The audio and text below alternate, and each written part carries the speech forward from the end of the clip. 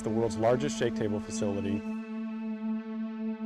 and it can hold buildings weighing up to 2.5 million pounds. The table moves in all three directions simultaneously.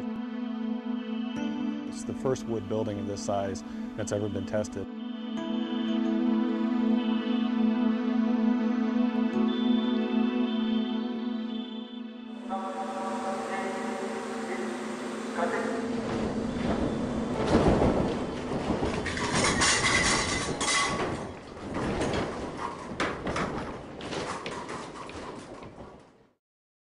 The entire project is called the Nicewood Capstone Test, a project funded by the National Science Foundation. The project is led by Colorado State University, and Simpson was a close technical collaborator. The popularity of mid-rise wood frame construction has soared in urban areas, and so there's not a lot of information on how to design those types of structures. So the information gathered from this testing is going to be absolutely critical.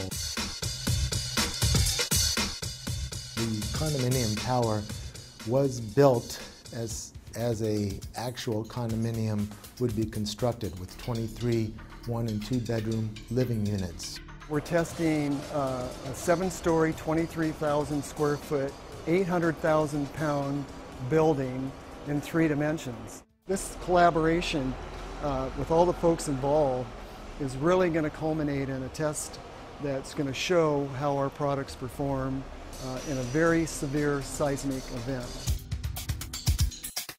The forces of an earthquake on a structure of this size create a lot of secondary forces inside of the building, and the only way to hold those forces together is with connectors such as the ones that Simpson Strong Tie makes and provides. In this building, we have a wide variety of Simpson Strong Tie products, from large hold-down rods that run 7 stories up to the roof, known as ATS, or anchor tie-down system.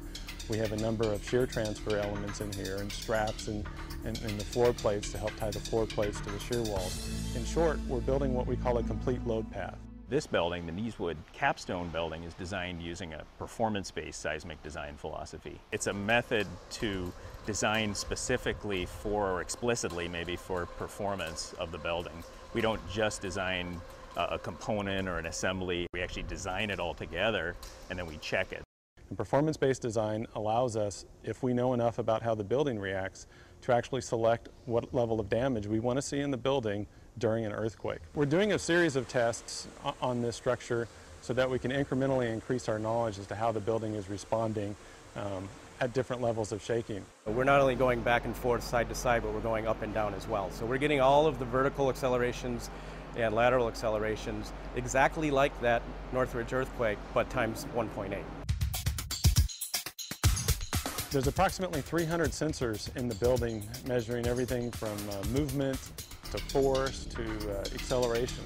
Once that data and information is gathered, then it can be used to develop new design procedures and new construction methods. So we're able to take what the engineers have modeled, compare it to how the building actually performed, and that's going to give us a lot of great data for years and years to come. What we're really doing here is we're demonstrating that you can build a 6-story or even a 7-story possibly wood structure in a high seismic zone and have it perform how you want. It's safe, it's cost effective, and frankly they're very little damage. Really, for 5% or less in your construction material costs in the beginning of the building, you can not only save the occupants of the building, but you can also save the structure. This test will change the way light frame wood is designed over the next 10 years.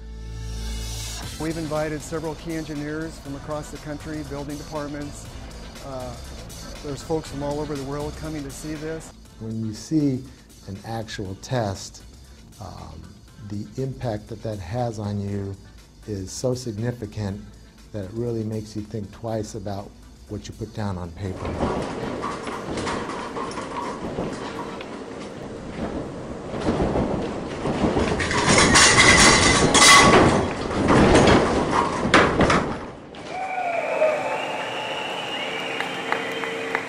Everything in it worked. There was minimal damage to the inside of the building, minimal damage to the outside of the building. I would say that this testing really does validate the performance-based design concepts developed at the various universities involved in this project. It's phenomenal that we can have a test of this size and magnitude of a building like this and actually get some real test data. Simpson never forgets, and they're always trying to make sure that they're really providing what the structural engineering and construction community needs.